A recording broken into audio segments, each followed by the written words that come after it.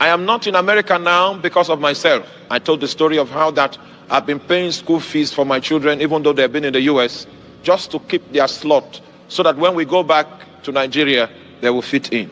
Right? So the plan was to go back. And the reason why I'm not going back is because Jesus came and interrupted that arrangement. That was a plan. I even spoke in Nigeria when I was preaching. I spoke boldly. I said, I'm coming back. And the people in Nigeria were happy. People started sending me text messages. And I heard people in the US, they were mourning. Then I went to Ghana to preach. I was preparing for a message in Accra. And Jesus came into the room again. So your time to depart from the US has not yet come. Meanwhile, I've committed myself. I made a statement. It went viral on social media.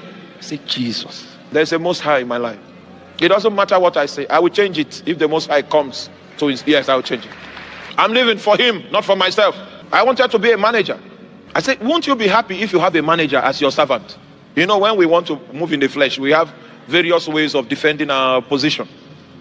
Once upon a time, I was to be promoted and I was to become an influential person in our office. I was 2 weeks away from becoming the manager when the Most High walked.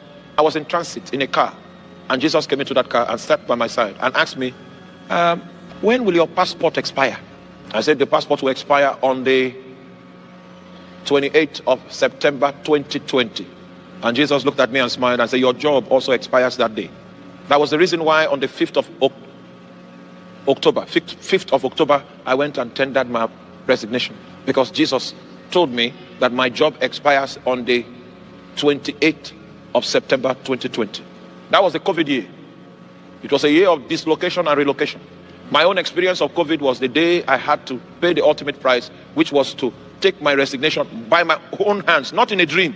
It would have been better in a dream to transmit it in a dream. When it got to the headquarters, they called me and said, there's a letter here. What are we going to do with this letter? I begged them. I said, sign it, sign it, sign it. Because the Most High has spoken. It was that obedience that led to an increase in the anointing that the Lord was willing to trust me with. Because he was Most High in my life, I began to experience his might as the anointing. If you're in this room and you have not found the need to secure the reason for which you were created, you've been comfortable with that way of life because you have not understood that the reason for which God created man is so that he can participate in his kingdom. He can become a personality, part of the infrastructure that helps administer God's will upon the face of the earth. Please help me preach to your neighbor. When you find him, make him king.